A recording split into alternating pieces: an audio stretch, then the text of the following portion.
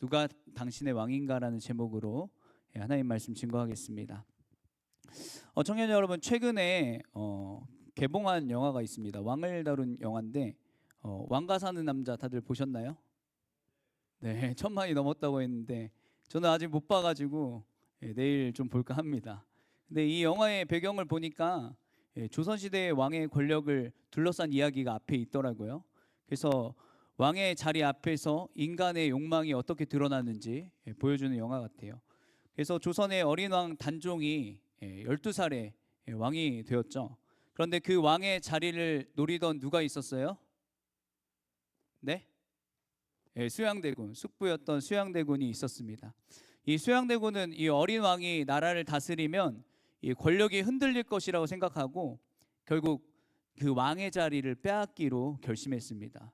그래서 수양대군이 군사를 일으켜서 이 조카 이 단종을 왕의 자리에서 폐위하고 자기가 왕이 되었죠.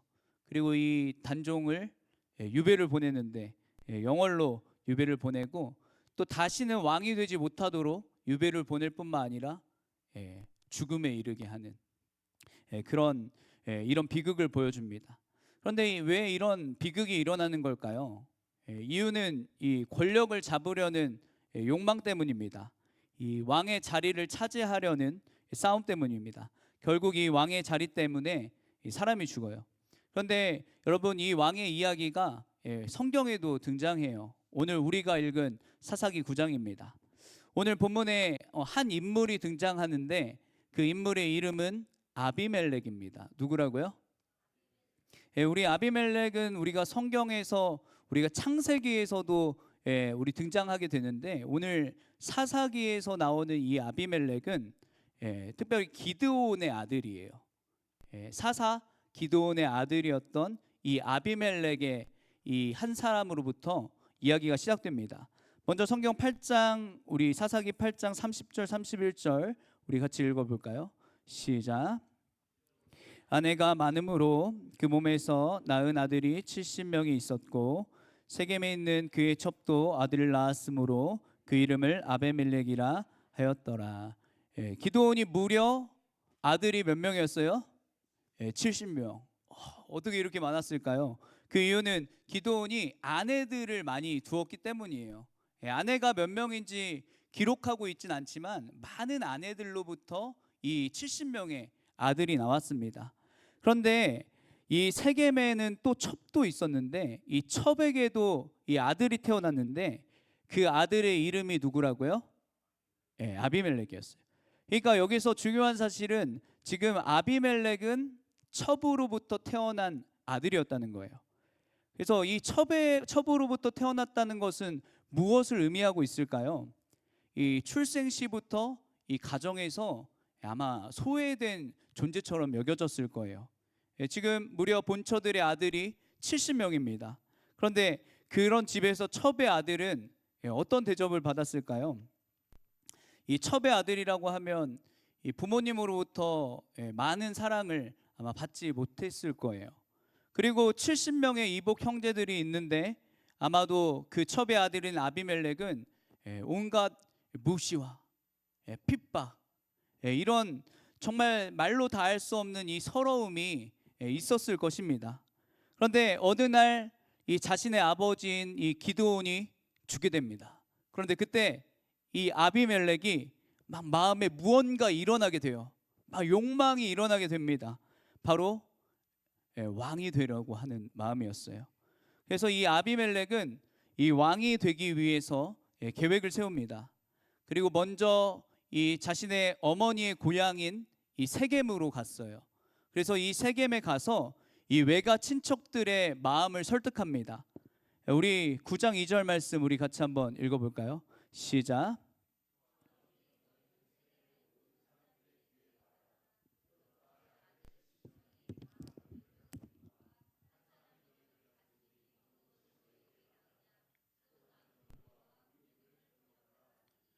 지금 아비멜렉이 어머니의 집 이 외가에 가서 사람들에게 말하는 거예요.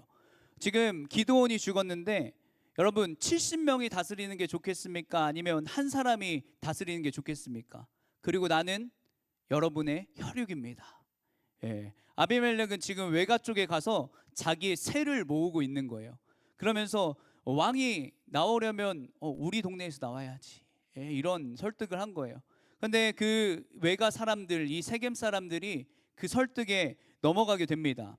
그래서 우리 이후의 말씀 보면 이 지금 세겜 사람들은 아비멜렉에게 이 바알 브릿이라는 우상의 신전에서 은 70을 줘요.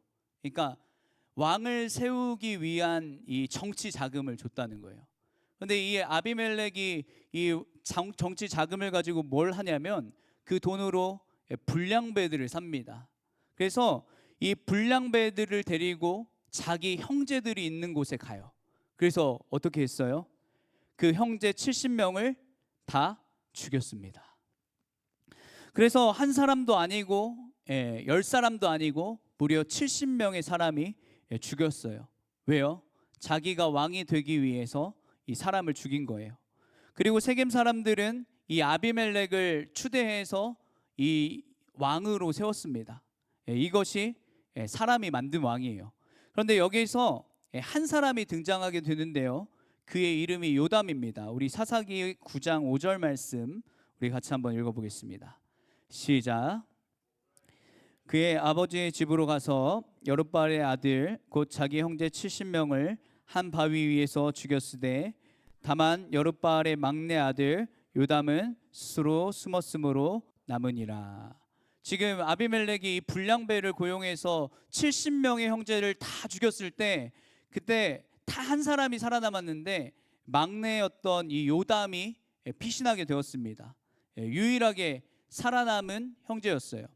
그런데 이 요담은 살아남은 뒤에 이 그리심산이라는 곳에 올라갑니다. 이 그리심산에 올라가서 이 세겜 사람들에게 한 이야기를 들려줘요. 그것이 하나의 우화이자 이 예언인데요. 우리 8절부터 14절 나오는데 이 우화는 어떤 내용이냐면 이 세겜 사람들이 이 아비멜렉을 왕으로 세운 게 얼마나 어리석은 선택인지 보여주는 이야기입니다. 그래서 우화의 내용은 이래요. 어느 날 이 나무들의 나라가 있습니다. 근데 나무들이 모여서 같이 이야기를 하는 거예요. 우리 왕을 세우자. 그런데 누구를 왕으로 세울까 하다가 이 감람나무에게 가서 우리의 왕이 되어달라고 합니다. 우리 사사기 9장 8절부터 9절 말씀 한번 읽어보겠습니다. 시작. 나무들이 나가서 기름을 부어 자신들 위에 왕으로 삼으려 하여 감람나무에게 이르되 너는 우리 위에 왕이 되라 하매 감람나무가 그들에게 이르되 내게 있는 나의 기름은 하나님과 사람을 영화롭게 하나니 내가 어찌 그것을 버리고 가서 나무들 위에 우쭐대리오 한지라. 이 지금 나무들이 모여서 감람나무에게 왕이 되어달라 했는데 감람나무가 뭐라고 대답해요? 나의 사명은 기름을 내는 존재야.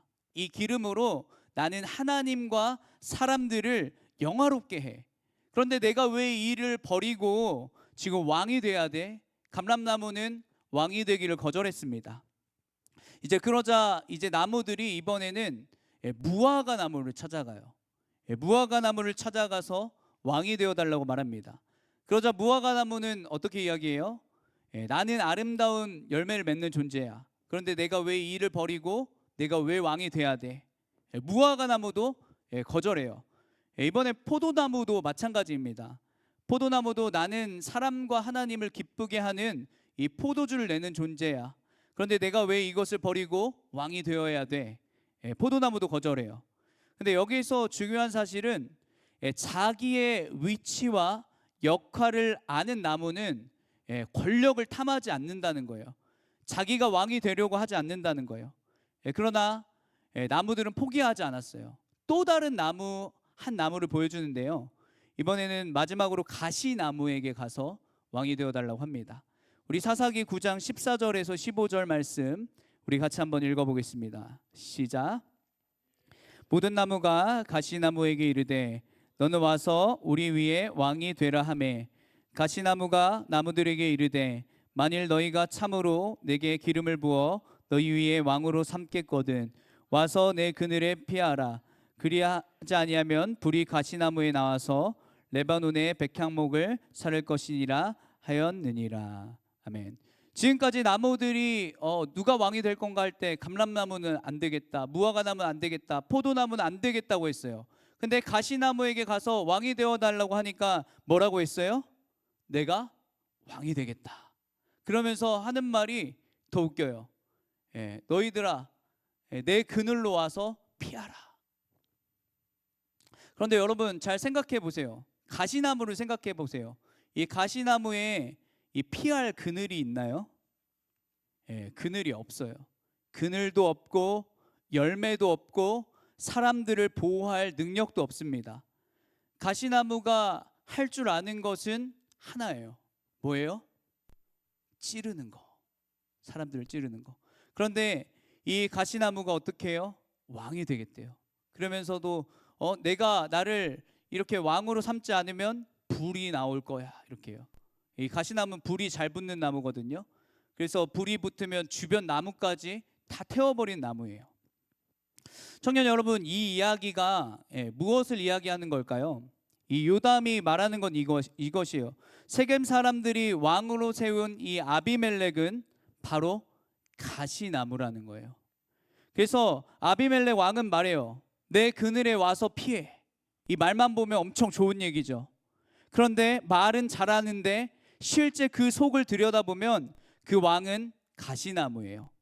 백성들이 피할 그늘도 없고 먹을 열매도 없고 그 대신 사람들을 찔러 죽이는 나무였어요. 그래서 실제로 이 아비멜렉이 왕이 된 이후에 그 결과가 무엇이냐면 그 세겜의 도시가 다 무너지고 자기를 왕으로 세웠던 이 세겜 사람들을 다 죽이고 이 공동체가 파괴됩니다. 사사기 9장 우리 45절 말씀 우리 같이 읽어보겠습니다. 시작. 그날 종일토록 그 성을 쳐서 마침내는 점령하고 거기 있는 백성을 죽이며 그 성을 헐고 소금을 뿌리니라. 이것이 성경이 보여주는 가시나무의 통치입니다. 그런데 청년 여러분, 오늘 우리가 이 사사기 말씀을 통해 아비멜렉이 왕이 되었고 그 아비멜렉이 가시나무 왕이 되어서 사람들을 죽이는 이 말씀을 들었습니다. 그런데 이 말씀이 과연 우리의 삶과 어떤 연관이 있을까요? 사실 이 이야기는 이스라엘만의 이야기가 아니라 우리의 이야기예요. 우리는 항상 살아가면서 왕을 세웁니다. 실제로 눈에 보이는 왕을 세우는 것이 아니지만 나의 기준이 되어서 선택을 이끄는 그것이 우리의 왕인데, 그런데 문제는 우리가 왕을 세우느냐 마느냐가 아니라 누구를 왕으로 세우고 있는가에 대한 문제예요. 우리가 어떤 왕을 세우고 어떤 그 왕의 기준에 따라서 삶을 살아가냐라는 거죠. 어떤 사람들은 그렇죠, 돈을 왕으로 세워요. 돈이 많으면요, 우리 겉으로 보기에는 안전할 것 같고 걱정이 다 사라질 것 같아요. 그래서 인생의 기준이 돈이 됩니다. 그리고 어떤 사람은 성공을 왕으로 세웁니다. 이 성공의 기준에 따라 나의 삶을 이끌어가요. 그래서 좋은 직장, 그리고 좋은 높은 자리, 사람들의 인정, 그것이 인생의 왕이 됩니다. 그래서 모든 선택과 결정이 그 왕을 중심으로 내가 생각하고 움직이고 행동하게 해요. 그리고 어떤 사람들은 사람들의 시선을 왕으로 세워요. 그 사람들이 나를 어떻게 보는지, 그게 기준이 되어서 그 사람들의 기준에 따라서 정말 내가 사람들이 인정하는 사람인지 아니면 나를 좋아하는 사람인지, 그것이 인생을 움직이는 기준이 됩니다. 그래서 그 왕을 끊임없이 만족하기 위해서 살아가요. 그런데 청년 여러분, 문제가 무엇인지 아십니까? 그 왕들 모두는 가시나무 왕이라는 거예요. 이 처음에 그 가시나무 왕들은 우리에게 그늘을 줄 것처럼 얘기합니다. 아비멜렉이 얘기했죠. 내게로 와서 쉬어. 그러면 너희들 쉬게 될 것이고 평안하게 될 것이고 너희들 안전할 거야. 이렇게 이야기해요. 그래서 내가 너를 안전하게 해줄게, 너를 만족시켜줄게, 너를 행복하게 해줄게. 그런데 그 눈에 보이는 그 좋은 말을 가진 가시나무들은 결국 어떻게 해요? 사람들을 찔러요. 여러분, 그래서 우리가 무언가를 가시나무 왕으로 삼고 그것을 위해 따라가다 보면 결국에 찔린다고요. 그래서 이 세계적인 이 배우인 이 짐 캐리라는 사람이 이런 말을 했습니다.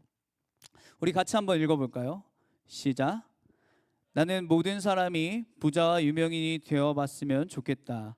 그러나 그것이 답이 아니라는 것을 알게 될 것이다. 여러분, 짐 캐리는 이 세상이 말하는 이 어떤 돈도 가졌고 명예도 가졌고 세계적인 성공도 가졌습니다. 그런데 그가 말해요. 나는 친구들과 어울리고 유명인들과 파티하고 내가 원하는 것을 다 할 수 있지만 결국 그 끝에 나는 지금과 같은 고립감을 느껴본 적이 없다. 인생이 허무하다는 거예요. 왜 그래요? 나의 인생의 왕이 성공이었기 때문이에요.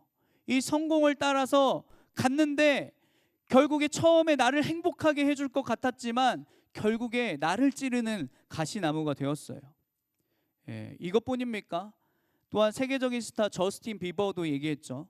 그는 10대에 세계적인 성공을 경험했습니다. 돈, 명예, 인기 다 얻었어요. 그런데 그는 나중에 이렇게 말했습니다. 우리 같이 읽어볼까요? 시작. 어린 나이에 모든 것을 가졌다. 그런데 마음은 텅 비어 있었다.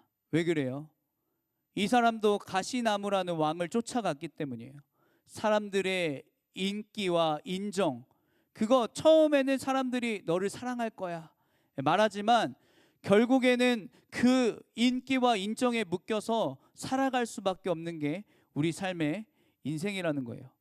그래서 청년 여러분, 이 세상의 돈과 성공과 사람들의 인정이 처음에는 우리에게 행복을 줄 것처럼 말해요. 그러나 결국에 그 끝에 가보면 가시처럼 우리의 삶을 찌른다는 거예요. 여러분, 세상의 왕들은 우리 눈에 좋은 왕들처럼 보입니다. 우리를 행복하게 해줄 것처럼 보입니다. 그러나 결국에 그 왕들은 우리를 실망시켜요.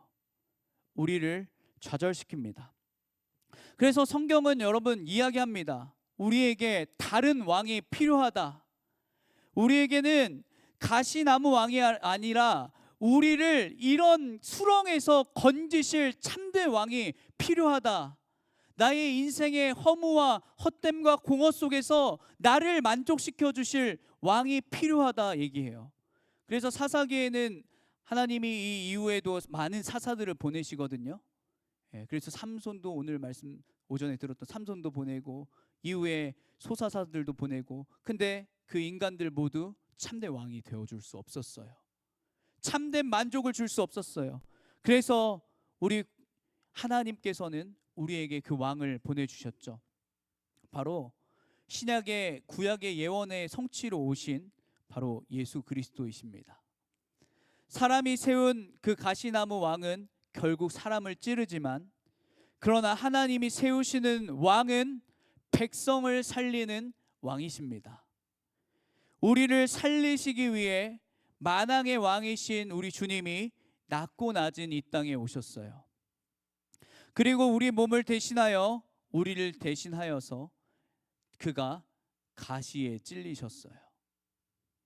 사람들을 찔른 것이 아니라 우리의 죄 때문에 우리가 왕으로, 하나님이 아니라 왕으로 삼고 살아가는 이 모든 죄악 때문에 그가 우리를 살리시기 위해 대신 가시를 찔리십니다. 어떻게 해요?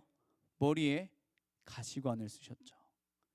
피를 흘리시고 십자가에 달리시고 모든 몸을 찢으시고 피 흘려 죽으셨습니다. 왜요? 우리 마가복음 10장 45절 말씀 우리 같이 읽어보겠습니다. 시작. 인자가 온 것은 섬김을 받으려 함이 아니라 도리어 섬기려 하고 자기 목숨을 많은 사람에게 대속물로 주려 함이라. 그래서 군인들은 예수님의 머리에 가시관을 씌우셨습니다. 마태복음 27장 29절 말씀도 읽어보겠습니다. 시작. 가시관을 엮어 그 머리에 씌우고 갈대를 그 오른손에 들리고 그의 앞에서 무릎을 꿇고 희롱하여 이르되 유대인의 왕이여 평안할지어다 하며. 세상의 왕은 좋은 말로 하면서 결국에 가시로 우리를 희생시키는 왕이에요. 그러나 예수님은 다르십니다. 예수님은 자기 백성을 살리시기 위해서 자기의 목숨을 내어주셨어요.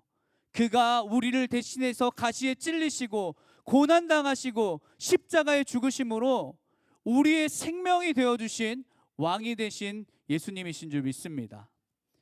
그 왕의 은혜로 우리의 모든 죄가 용서되었고, 그리고 우리가 다시 생명을 얻고 살게 되었습니다. 그리고 이제는 그 왕이 나의 삶을 다스리십니다. 나의 삶을 통치하십니다. 그리고 그 왕이 우리에게 오늘도 살아 계셔서, 그 왕이 어디 계세요? 이제는 죽음을 이기고 부활하셔서 하늘에 승천하여 계시죠. 근데 육신으로는 하늘에 계시지만 그 예수님은 신성으로는 오늘도 이 자리에 임하시는 하나님이십니다. 그래서 실제로 우리를 통치하세요. 어떻게 해요? 말씀으로. 여러분, 말씀의 통치라는 거예요. 참된 왕의 통치는. 그래서 오늘도 말씀하시죠. 마가복음 11장 28절 말씀 같이 읽어보겠습니다. 시작. 수고하고 무거운 짐진 자들아 다 내게로 오라. 내가 너희를 쉬게 하리라. 그리고 이 왕은 우리 세상이 줄 수 없는 것을 우리에게 주세요. 요한복음 14장 27절 말씀도 읽어보겠습니다. 시작. 평안을 너희에게 끼치노니 곧 나의 평안을 너희에게 주노라. 내가 너희에게 주는 것은 세상이 주는 것과 같지 아니하리라. 왜 그렇습니까? 우리 로마서 8장 32절 말씀도 읽어보겠습니다. 시작. 자기 아들을 아끼지 아니하시고 우리 모든 사람을 위하여 내주시니가 어찌 그 아들과 함께 모든 것을 주시지 아니하겠느냐. 생각해 보십시오. 이 참대 왕이신 분은 이 하나님의 자기 아들을 주셨어요. 가장 큰 걸 주셨어요. 뭐요? 자기의 주머니에 있는 거 돈 조금 꺼내 주신 거예요? 아니면 밥 한 번 사준 거예요? 아니면 그냥 시간을 좀 보내준 거예요? 우리를 위해서 자기의 생명을 주신 분이세요. 우리를 살리시기 위해. 그렇다면 하나님이 더 작은 것을 아끼지 아니하시겠냐? 내가 너를 위해 이만큼 큰 너를 위해 생명을 줬다면 내가 너의 삶을 돌보지 않겠느냐 말씀하시는 하나님이세요. 예를 들어보겠습니다. 어떤 아버지가 이 자기 자녀를 위해서, 이 아픈 자녀를 위해서 수술비로 자기의 전 재산을 줬어요. 그런데 그 아버지가 이 자녀가 아버지 밥 좀 사주세요 했을 때 너 돈으로 먹어라 이렇게 하겠어요? 전 재산을 주신 그 아버지가 그 밥 한 끼를 아까워하겠어요? 가장 큰 것을 주신 분이 우리 삶을 하나님이 아끼지 않고 돌보시지 않겠어요? 마찬가지예요, 여러분. 하나님은 우리에게 자기의 아들을 주시고 가장 큰 생명을 주셨습니다. 그렇다면 하나님이 우리의 삶을 돌보시는 그 가장 작은 것을 아끼시겠어요? 아들을 주신 하나님이 은혜를 아끼시겠어요? 구원을 주신 하나님이 우리의 삶을 외면하시겠어요? 그럴 수 없어요.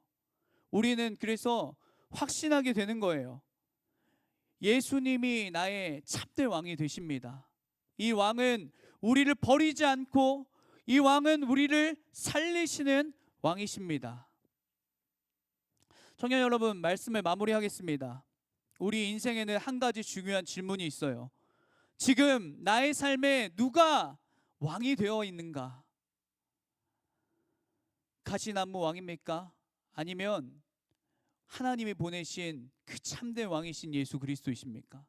가시나무 왕은 우리에게 좋은 것을 줄 것처럼 말하지만 결국 그 끝에는 우리를 찌르고 우리를 죽이고 우리를 멸망에 이르게 합니다. 그러나 나를 찌르는 가시나무 왕이 아니라 나를 살리시는 가시관 왕을 모시는 것이 우리의 참된 삶인 줄 믿습니다. 우리를 위해 생명을 아끼지 않으신 하나님, 우리를 위해 오늘도 우리 살아계셔서 우리 삶을 붙잡으시는 하나님. 여러분, 오늘도 우리가 예수를 믿고 살아갈 수 있는 것이, 예수를 믿고 이 자리에 나올 수 있는 것이 누구 때문이에요? 오늘도 하나님이 우리를 붙잡으시기 때문에 우리가 이 자리에 있는 거지 않겠어요? 하나님이 붙잡으시기 때문에 다시 우리에게 말씀하여 주시는 거 아니겠어요? 영원하신 그 하나님이, 그 신실한 하나님이 오늘도 변치 않도록 우리의 삶을 인도하여 주신다는 것입니다. 사랑하는 여러분, 그래서 오늘 우리가 해야 할 것은 우리의 왕을 바꾸는 일이에요. 하나님, 내 삶에 나를 움직이는 것이 이 세상의 가시나무 왕이라면, 하나님, 내가 나를 위해 목숨을 버리신 예수 그리스도가 나의 왕이 되게 하여 주시옵소서. 세상의 말에 귀를 기울이는 것이 아니라 참된 왕의 통치인 말씀에 귀 기울이게 하여 주시옵소서. 그 말씀의 통치로 우리를 선한 하나님 그 삶으로 인도하여 주실 줄 믿습니다. 여러분, 그래서 날마다 우리는 그 왕의 통치를 말씀과 성령 안에서 우리 받아야 해요. 그래서 우리는 항상 말씀과 성령 안에 거하기를 힘써야 합니다. 그러면 여러분, 우리의 앞이 보이지 않을지라도, 우리가 다 이해할 수 없을지라도, 우리가 절망 중에 있을지라도 소망이 보이는 거예요. 어두운 인생 가운데 우리 길을 인도하시는 하나님을 알게 되기 때문입니다. 그 하나님을 알게 되면 그분의 사랑을 알게 돼요. 매 순간 그 주님이 나를 사랑하시고 영원히 신실하신 그 하나님이 영원토록 나와 함께 하시고 나를 인도하시는 그 하나님 바라볼 때 우리 삶의 소망이 시작되는 줄 믿습니다. 사랑하는 여러분, 우리 인생의 가시나무 왕이 아니라 우리의 참된 왕이신 예수 그리스도를 우리 인생의 왕으로 모시는 저와 여러분